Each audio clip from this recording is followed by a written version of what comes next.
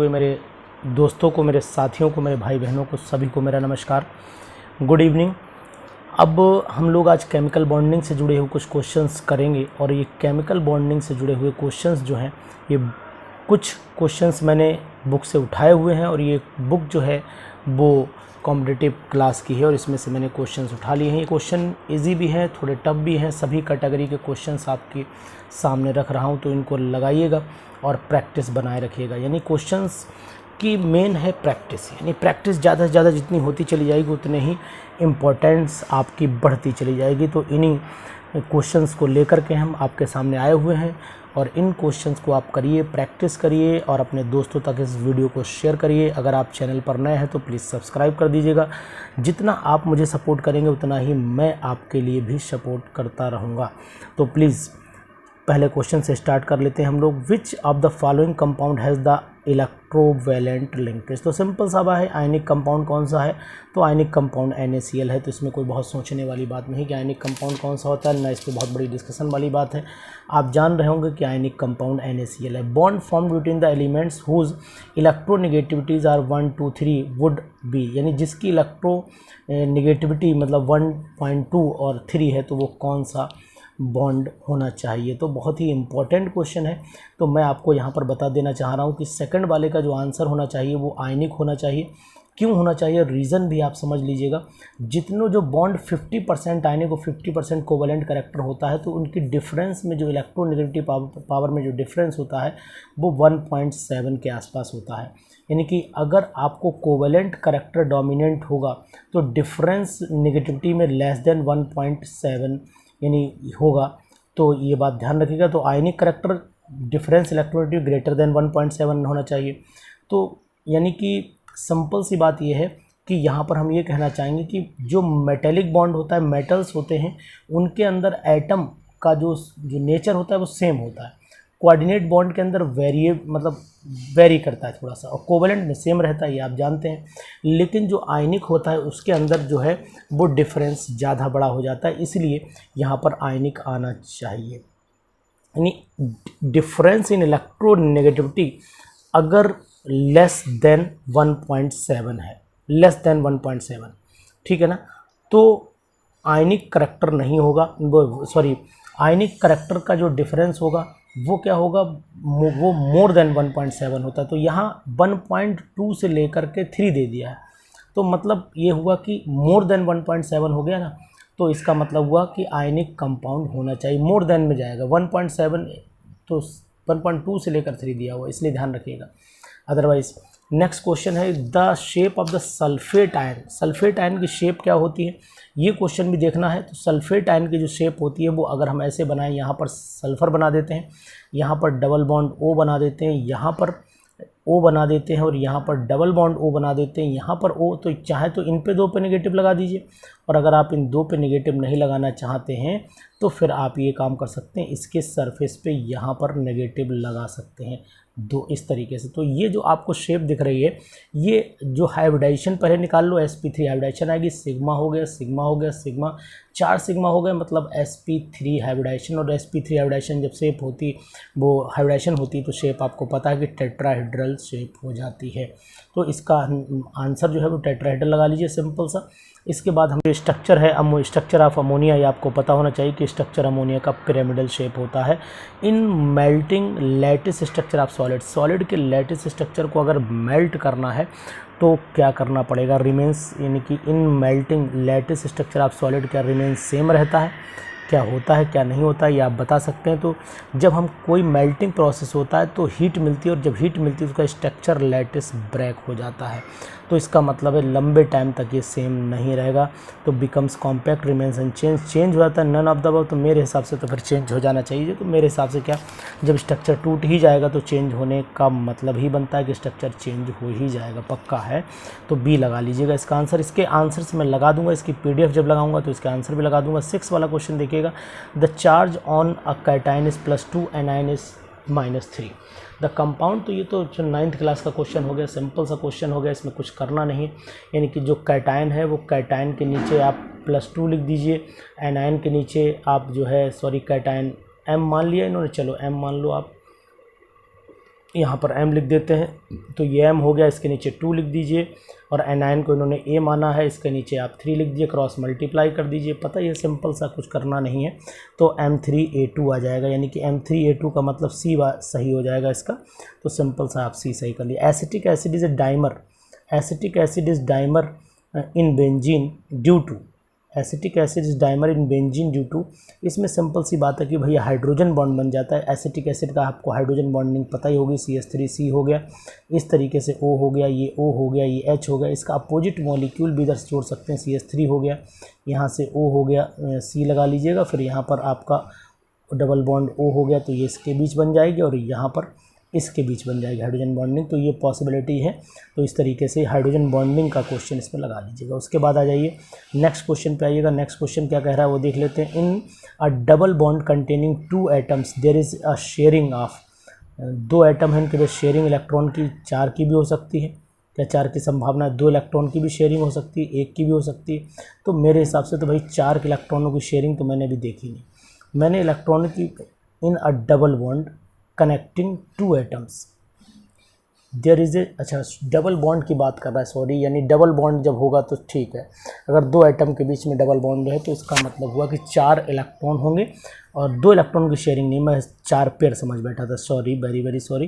तो इसका मतलब है कि यहाँ पर 4 इलेक्ट्रॉनों की शेयरिंग होगा, सिंपल डबल बॉन्ड है, तो इन आंसर फिर यहाँ पर 4 इलेक्ट्रॉन्स ही आना चाहिए। तो यानी 8 वाले का जो आंसर है वो आपका 4 इलेक्ट्रॉन्स ही लगेगा। वो मैं 2 पेयर्स में 4 इलेक्ट्रॉन, माइंड मेरा पेयर्स में चला गया था, इसके लिए very very sorry. Next question पे आते हैं 9th वाले पे। Experiment so that the H2 has a dipole moment, H2 dipole moment bile CO2 dipole moment नहीं होता। तो कौन सा, which structure, point out the structure which best illustrate this fact, इस फैक्ट को कौन सा स्ट्रक्चर बेस्ट इलस्ट्रेट कर रहा है? तो मेरे हिसाब से H2O डाइपोल मोमेंट है, पहला ही लग रहा है। 9th वाले का दूसरा स्ट्रक्चर भी देख लेते हैं, मुझे तो फिर ऑप्शन पहला ही सही लग रहा है, और कोई स्ट्रक्चर नहीं है ना, सवाल ही नहीं उठता, पहला ही स्ट्रक्चर एग्जैक्ट है। तो इसका 9th का आंसर जो है फिर ए ही आ जाएगा। इसका मतलब है कि 9th वाले का आंसर फिर आपको ए लगाना पड़ेगा। 9th वाले का जो आंसर है वो ए हो जाता है ना। 9th वाले को आप ए टिक कर लीजिए। इसके बाद क्वेश्चन नंबर नेक्स्ट पे आ जाते हैं। क्वेश्चन नंबर नेक्स्ट क्या कहता है वो भी देख लेते हैं। क्वेश्चन थोड़ा सा अच्छे भी लग रहे हैं, कोई दिक्कत नहीं है, क्वेश्चन कैटेगरी और भी लाएंगे, लेकिन थोड़ा आप इसको प्रैक्टिस करिएगा। चलिए, simple, outermost shell of 2 elements x and y have 2 and 6 electrons respectively। अरे तो ये तो आप ही कर सकते हैं, सिंपल सा। If they combine expected formula, तो x और y 2, एक में 2 हैं, एक में 6 इलेक्ट्रॉन है, तो जिसमें 2 हैं वो लॉस कर देगा, जिसमें 6 हैं वो गेन कर लेगा।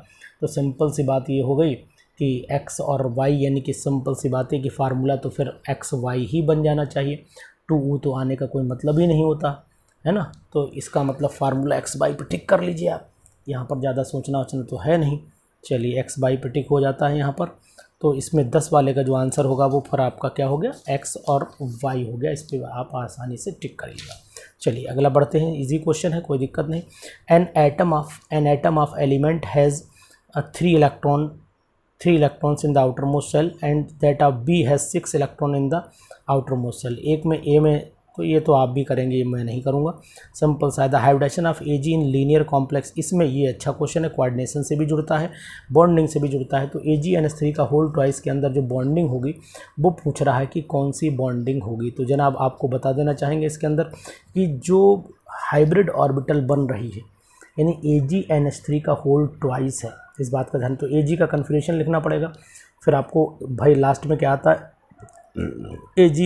Ag का कन्फिग्रेशन, Ag पे इसमें ऑक्सीडेशन स्टेट +1 आ रही है ना। तो Ag का कितना होता है, 47 होता है, तो यहाँ 46 ही रह जाएगा। तो इसका मतलब है 5s2 आता है, और वैसे 5s1 आएगा, और 4d कितना आता है, इसको आप लगाइएगा, क्योंकि मुझे ये उम्मीद है कि कह रहा है कि the hybridisation of Ag in a linear complex, ये लीनियर कॉम्प्लेक्स मॉलिक्यूल दिया हुआ। तो लीनियर कॉम्प्लेक्स जब कैसे बनाएगा, इस बात को ध्यान देना। और लीनियर मॉलिक्यूल तभी हो सकता है जब हाइब्रिडेशन इसकी sp आए, ठीक है। लीनियर कॉम्प्लेक्स की बात कर रहा है, इसलिए यहाँ पर ध्यान देना पड़ेगा जी, in the linear complex molecule. Linear word जो इसने बोल दिया वो थोड़ा सा आपको डाउट करेगा। तो सिंपल सी बात है कि AgNH3 में अमोनिया अगर ये पेयरिंग करा देता है पेयरिंग करा देगा तो डी ऑर्बिटल पूरी फिल हो जाएगी, यानी कि डी में 9 होते हैं और 5s1 होता है। तो 5s1 को उड़ा दीजिएगा, जब 5s1 को उड़ा देंगे तो इसका मतलब है डी में 9 वो जो हो गया है, तो वो एक इलेक्ट्रॉन, अगर हम लोग कन्फिग्रेशन देखें तो Ag पे एक पॉजिटिव भी लग चुका है, तो S खाली हो जाएगा पूरा, है ना, S खाली हो जाएगा। 4d 10 हो जाता है ना, 4d 9 होता है, 9 लिखते नहीं है, वो 10 हो जाएगा, तो 5s1 हो जाएगा, 1 हो जाएगा, तो 1 को हटा दी, तो sp हाइब्रिडाइजेशन निकाल के दिखा दीजिएगा, तो ये प्रूफ हो जाएगा, है ना, लीनियर। अदरवाइज तो फिर कॉम्प्लेक्स कंपाउंड में जाना पड़ता। तो इसके बाद 13 पे आ जाइए। 13 वाले को क्या कहना है, 13 वाले में हम लोगों को करना है in the formation of NaCl bye combination of NaNCl N in both. ये तो ये बिल्कुल ही बहुत छोटा क्वेश्चन हो गया, बहुत इजी क्वेश्चन हो गया, ज़्यादा ही इजी चला गया। इन द, ये तो लगा ही लीजिएगा ना, आप कोई दिक्कत नहीं है, कौन इलेक्ट्रॉन गेन करेगा। In the N2 molecule the number of electron pair shared by the nitrogen atom, ये तो 3 होता है, दुनिया जानती, बहुत ही वेरी इजी, थोड़ा इजी लग गया है ये ग्रुप, ये मतलब पेपर मॉडल पेपर इजी उठा लिया है, कोई दिक्कत नहीं, अब उठा लिया है तो करना तो। Hydrogen chloride molecule contains, hydrogen molecule, जो हाइड्रोजन क्लोराइड होता है HCl मॉलिक्यूल होता है, वो HCl मॉलिक्यूल के अंदर आपको पता है कि पोलर मॉलिक्यूल हो जाता है, क्योंकि क्लोरीन की इलेक्ट्रोनेगेटिव पावर ज़्यादा होती है, तो सिंपल सा पोलर कोवेलेंट बॉन्ड पे लगा लीजिए। सल्फ्यूरिक एसिड मॉलिक्यूल के अंदर ओनली कोवेलेंट भी होते हैं, कोऑर्डिनेट भी होता है, और मेरे हिसाब से आयनिक भी होता है। तो इसका फिर आंसर जो है 16 वाले का डी लगा लीजिएगा। इसके अंदर तीनों कैटेगरी के बॉन्ड होते हैं, यानी कि आयनिक बॉन्ड भी होगा, इसके अंदर कोवेलेंट बॉन्ड भी होगा, इसके अंदर कोऑर्डिनेट बॉन्ड भी होगा। तो मेनली तो अगर हम सिंपल सा देखें तो कोऑर्डिनेट और कोवेलेंट ही मेन करेक्टर आना चाहिए। जैसे कि अगर हम इसके स्ट्रक्चर को ड्रॉ करें तो ये तो कोवेलेंट में गिना जाएगा, अगर इसे तोड़ोगे तो आयनिक आएगा। तो चलिए खैर, मैं मतलब परफेक्टनेस के लिए आंसर में यही ध्यान देना पड़ेगा कि इसके अंदर ये वाला जो हम बना रहे हैं, ये वाला जो होता है, ये रुक जाइए दोबारा बनाता हूँ, ये यहाँ पर सल्फ़र, यहाँ पर ऐसे हम लोग बनाते हैं, ऐसे, ये डबल बॉन्ड से भी दिखाया जाता है। तो इसके मतलब मेन आंसर फिर तो यही आएगा, कोवेलेंट एंड कोऑर्डिनेट। आयनिक अगर है तो ऐसे आयंस में पानी में डिज़ोल्व करना पड़ेगा। फिलहाल आप मॉलिक्यूल की बात करिए तो यही लगाइए, सी ऑप्शन ही इसमें बेटर माना जाएगा। चलिए ठीक है, इसके बाद 17 पे आ जाते हैं। क्वेश्चन नंबर 17 अगले पन्ने पे है। चलिए अगले पन्ने पे क्वेश्चन पे ले आते हैं। चलिए देखें क्या कहता है।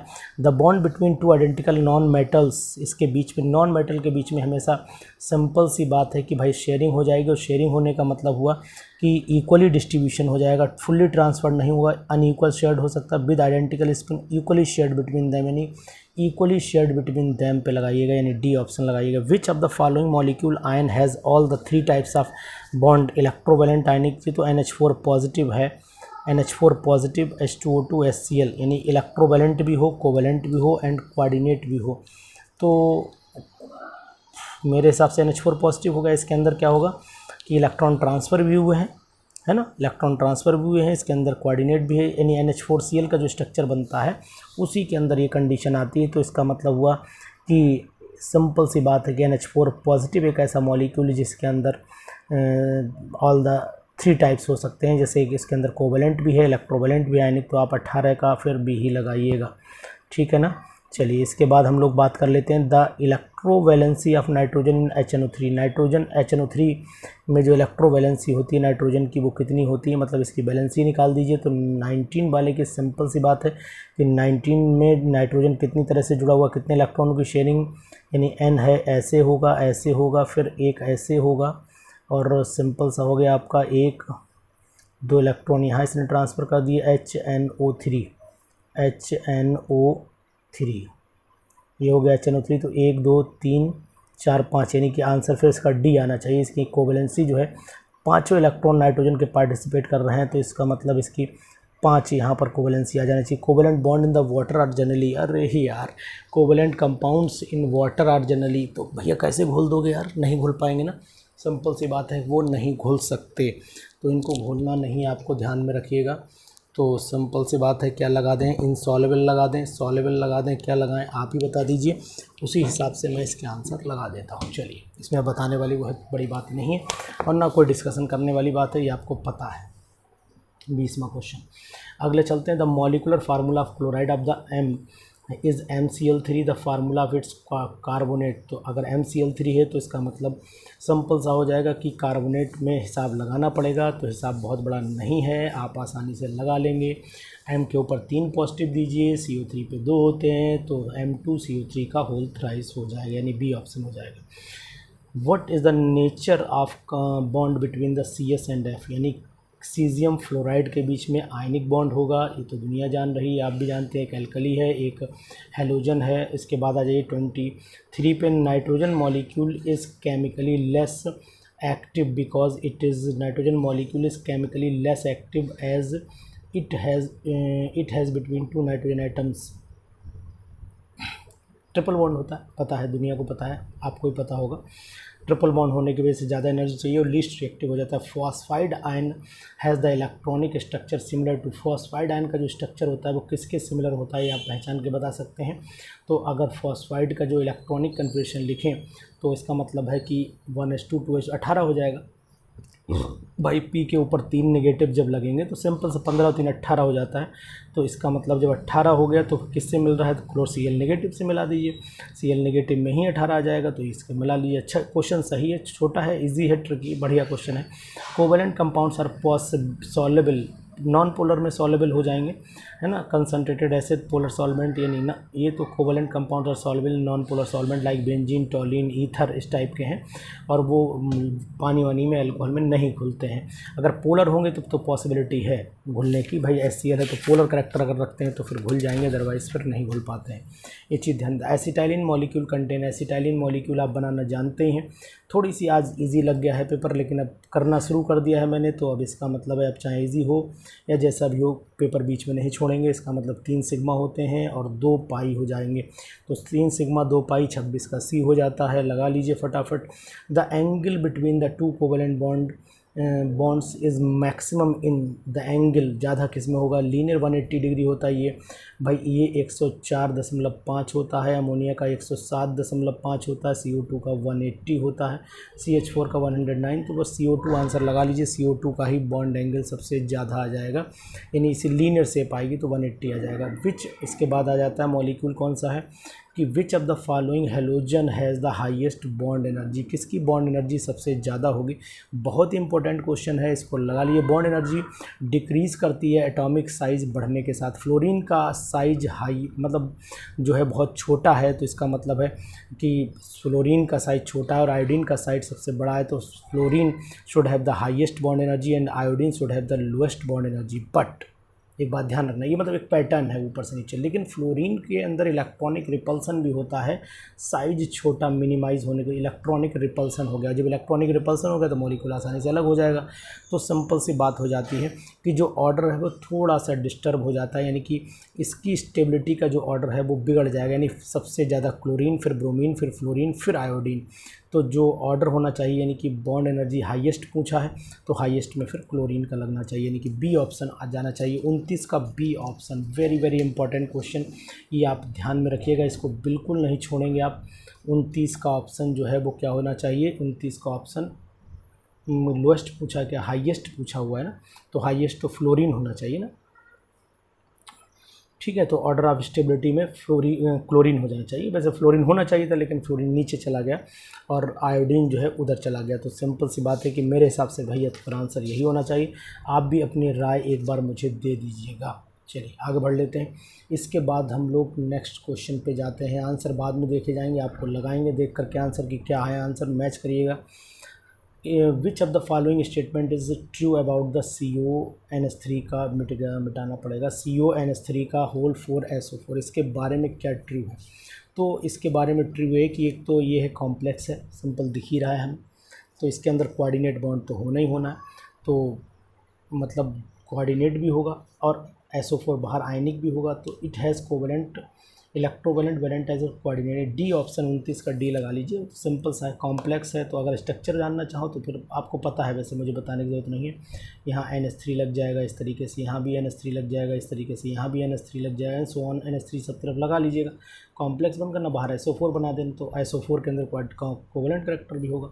चलिए खैर आपको पता है, बताने की ज़रूरत नहीं है, इसको टिक कर लीजिए। 29वां क्वेश्चन हो गया। इसके बाद in the sodium chloride crystal each sodium ion is surrounded by 6 chloride ion, coordination number आपको पता ही है 6 क्लोराइड आयंस। इस तरीके से हो जाए। विच of the following molecule has a coordinate bond, तो कोऑर्डिनेट बॉन्ड सिंपल सी बात है कि NH4Cl में जो होता है वो कोऑर्डिनेट बॉन्ड होता है, ये आपको पता है।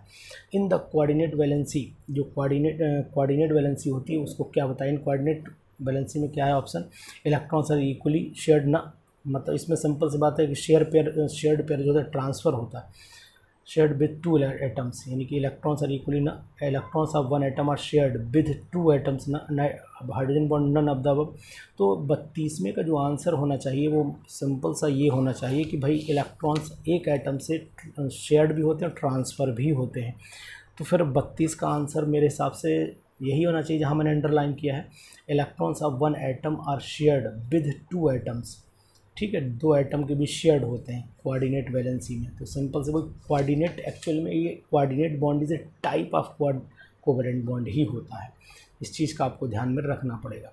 Electron pair shared by 2 bonding atoms, यानी कि 2 बॉन्डिंग एटम्स के बीच में शेयर करना पड़ता है, या ऐसे बोले in the coordinate bond the transfer of shared pair takes place, ऐसे भी बोल सकते हैं, है ना, ऐसे भी बोल सकते हैं। द हाइड्रोजन एंड बाय, तो एंगल तो पता ही है 104.5 होता है, तो 34 कर लेते हैं। 34 कहता है कि pick up the molecule with zero dipole moment. Zero dipole moment किस में होगा, जिसका शेप लीनियर हो या फिर ट्रायंगुलर हो, तो इसमें पॉसिबिलिटी है जीरो टाइप, यानी कि अगर BCl3 की शेप ड्रॉ करें तो ऐसी ड्रॉ हो जाएगी, यहाँ पर B लगा दीजिए, इस तरीके से ड्रॉ कर लीजिएगा। तो BCl3 की शेप अगर ड्रॉ करेंगे तो मॉलिक्यूल जो है वो आपका कैसा आ जाएगा, वो मॉलिक्यूल आपका कैसा, नॉन पोलर, इस तरीके। अरे फिर C बना दिया मैंने, बार बार दिमाग में C घुसा हुआ है, तो ये इसको हम B बना देते हैं, इस तरीके से बना लिया। BCl3 बना देंगे। जब BCl3 देखेंगे तो चारों तरफ से ये जो फोर्स ऑफ अट्रैक्शन यानी क्लोरीन को जो खींचने की पावर सब कैंसिल हो जाएगी। इधर क्लोरीन अपनी तरफ, सिंपल सी बात करें, ये क्लोरीन अपनी तरफ खींचेगा, ये क्लोरीन अपनी तरफ खींचेगा, ये क्लोरीन, तो नेट फोर्स जो है वो कैंसिल हो जाएगा, तो डाइपोल मोमेंट 0 हो जाएगा। C लगा लीजिएगा 34 में। 35 में विच of the following is least soluble, जो कम सॉलेबल हो जाएगा, तो इसका मतलब है कि अल्कोहल जो होते हैं सबसे ज़्यादा सॉलेबल हो। विच of the following is least soluble, सबसे कम सॉलेबल कौन सा होगा, तो एल्कली मेटल फ्लोराइड हैं और एल्कलाइन अर्थ मेटल फ्लोराइड हैं, तो ये बेरियम कैल्शियम, ये एल्कलाइन अर्थ मेटल फ्लोराइड हैं, तो ये आयनिक होते हैं नेचर में, ठीक है, ये आयनिक होंगे, तो ये कोवेलेंट हो जाएगा SiF2। तो SiF2 जो है कोवेलेंट होने की वजह से ये पानी में नहीं घुलेगा, लीस्ट सॉलेबल हो जाएगा। विच of the following is least soluble, तो सिंपल सी बात है यही लीस्ट सॉलेबल हो जाना चाहिए। तो 35 वाले का आंसर आपको पता लग चुका है।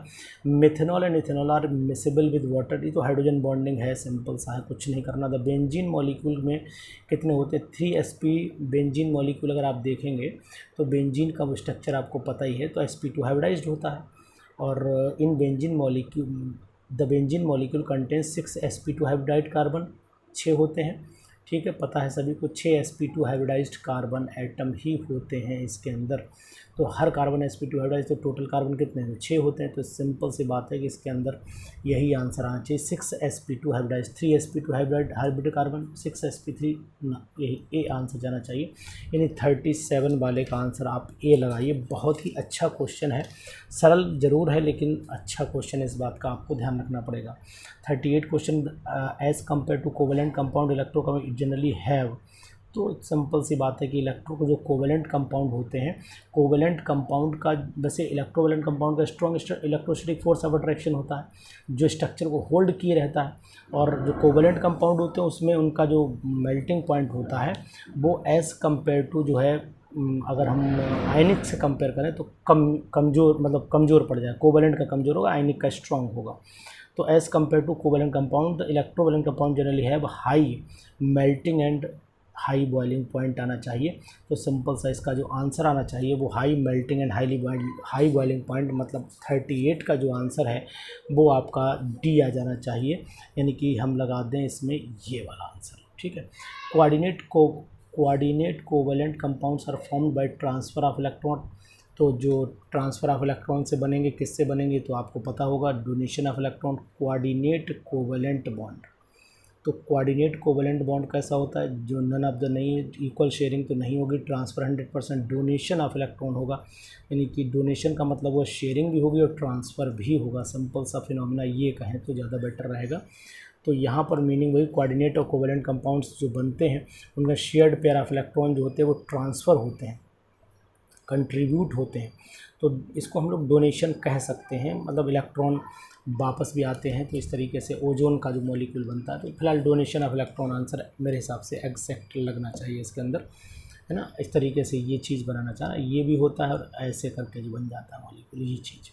चलिए इसके बाद क्वेश्चन नेक्स्ट देख लेते हैं कि आंसर मैंने लगा रखे हैं, ये आंसर आपको PDF में डाल दूंगा, इन आंसर के हिसाब से ही आप अपना चेक कर लीजिएगा। इसके बाद क्वेश्चन नंबर नेक्स्ट हो जाता है, हम लोग ये सीरीज़ लास्ट चल रही है, ठीक है। 65वां क्वेश्चन देख ले, इससे पहले जो था क्वेश्चन नंबर कौन सा था, 65 में डायरेक्ट आ गया भाई, क्या बात है। इसमें कौन सा क्वेश्चन, ओ IC एक कोई मिस कर गया है पेज, एक पेज कोई मिस कर गया है, कोई दिक्कत नहीं है। 34, 39, इसके बाद एक पेज भाई साहब कोई मिस किया है, इसमें से कोई दिक्कत नहीं, एक पेज मिस कर गया है, लेकिन अब जो मिस कर गया है कोई दिक्कत नहीं, आप फिर इसके बाद 65 से लगा लीजिएगा। बीच के पेज अभी अब नहीं डाल सकता हूँ क्योंकि वीडियो कट हो जाएगी, इसलिए पॉसिबिलिटी नहीं है। खैर 65 पे आ जाते हैं। 65 क्वेश्चन नंबर क्या कहता है वो देखते हैं। क्वेश्चन एक पेज इसमें से मिस कर गया है, तो 65 का आंसर क्या होना चाहिए वो हम लोग देखेंगे। ये वैल्यू ऑफ द एक्स, यानी पोटास एलम में आपको पता है कि वाटर के मॉलिक्यूल 24H2 होते हैं, ये सभी को पता है कि पोटास एलम में जो K2SO4.Al2SO4 का होल थ्राइस, अच्छा 24 तो लिखे, ये Al2SO4 का, यानी यहाँ पर 2 आ जाएगा, ठीक है ना। कार्बन कार्बन बेंजीन कैसा होता है, डबल भी होता है between carbon carbon single bond carbon carbon bond order in benzene, अच्छा बेंजीन में बॉन्ड ऑर्डर पूछ लिया है। तो number of bond between 2 atom is bond order कहलाता है। रेजोनेटिंग स्ट्रक्चर देखें तो कार्बन के अंदर जो है वो ना तो डबल बॉन्ड होता है, ना ही जो है वो ट्रिपल बॉन्ड होता है, तो इसका मतलब बिटवीन होना चाहिए, यानी 1 2 आना चाहिए। Sequence of the bond length of the following, ethane ये तो पता ही है, बॉन्ड लेंथ सबसे कम जो होती है वो इथाइन में होती है, तो यानी C वाले की बॉन्ड लेंथ सबसे कम होती है, उसके बाद सबसे ज़्यादा A की होती है, फिर भी यानी A ही आंसर आ जाएगा। सबसे ज़्यादा जो बॉन्ड ऑर्डर का जो है ऑर्डर है ईथेन, भाई ईथेन की बॉन्ड लेंथ सबसे ज़्यादा ईथेन में होगी, उससे कम ईथीन में होगी, फिर उससे कम इथाइन में होगी। तो जो आंसर आना चाहिए वो यही आना चाहिए, ये वाला ए आ जाना चाहिए। Which type of bond is present in एक्सी मॉलिक्यूल, एक्सी मॉलिक्यूल में जिनोन के जो मॉलिक्यूल होते हैं उनके अंदर जो वैन डर वाल फोर्स ऑफ अट्रैक्शन होता है, तो मेरे हिसाब से फिर ये होना, क्योंकि ये नोबल गैसेस है। विच of the following has the dipole moment, has the highest dipole moment, जिनमें सबसे ज़्यादा डाइपोल मोमेंट किसका होगा, तो सबसे ज़्यादा डाइपोल मोमेंट वाला जो मॉलिक्यूल होना चाहिए वो देख लेते हैं। एक तो ये है ना, ये अपनी तरफ इलेक्ट्रॉन अंदर पुश करेगा, ये भी अंदर, तो ये इसका मतलब इसमें डाइपोल मोमेंट आएगा, ए में आएगा। इसमें मॉलिक्यूल के अंदर ये जो है ये सपोर्ट करेगा, CH3 सपोर्ट करता है, ये भी सपोर्ट करेगा, हाइड्रोजन अपनी तरफ खींचेगा, इसका मतलब यहाँ पर भी डाइपोल मोमेंट। लेकिन इस मॉलिक्यूल का अगर हम स्ट्रक्चर देखें ध्यान से तो स्ट्रक्चर में वेरिएशन है कि इसमें तो कैंसिल, ज़ीरो हो जाएगा, इस मॉलिक्यूल के अंदर भी ज़ीरो हो जाएगा, है ना, इस मॉलिक्यूल के अंदर भी ज़ीरो हो जाएगा, लेकिन ये मॉलिक्यूल थोड़ा गड़बड़ कर रहा है, बी वाला गड़बड़ कर रहा है, तो इसका मतलब है कि जो हाईएस्ट डाइपोल मोमेंट फिर तो ए वाले में आ जाना चाहिए। 69 का जो आंसर आना चाहिए वो मेरे हिसाब से फिर ए ही आना चाहिए। अब आंसर भी नीचे दिया हुआ है, चेक कर सकते हैं। 69 का आंसर देख लेते हैं क्या कह रहा है, 69 का ए ही दिया है, ठीक है। चलिए इसके बाद हम लोग पहुँच लेते हैं नेक्स्ट क्वेश्चन पे। 70 ये आप लगाएंगे, 70 वाला आप लगाइएगा, 71 आप लगाइएगा, 72 भी आप ही की जिम्मेदारी पे। आंसर शीट दे रखी है, आंसर शीट एक बार देख लीजिए ध्यान से। ये आंसर, इसमें कुछ एक पेज मिस कर गया है, वो अब कभी दूसरी सीरीज़ में लगा दिया जाएगा, लेकिन फ़िलहाल आप इतने क्वेश्चंस करिए, प्रैक्टिस करते रहिए। मैं आपके लिए पर डे एक टॉपिक का थोड़े अच्छे क्वेश्चंस भी लाऊंगा। ये क्वेश्चन आज थोड़े इजी लग गए थे, कोई बात नहीं, लेकिन प्रैक्टिस करनी थी तो मैंने फिर क्वेश्चंस अब बीच से ब्रेक करना थोड़ा अच्छा नहीं लगा। तो प्लीज़ इस वीडियो को शेयर करिए और मैक्सिमम दोस्तों तक उत्तराखंड PGT केमिस्ट्री की तैयारी के लिए लोगों को प्रमोट भी करते रहिए। Thank you, good night.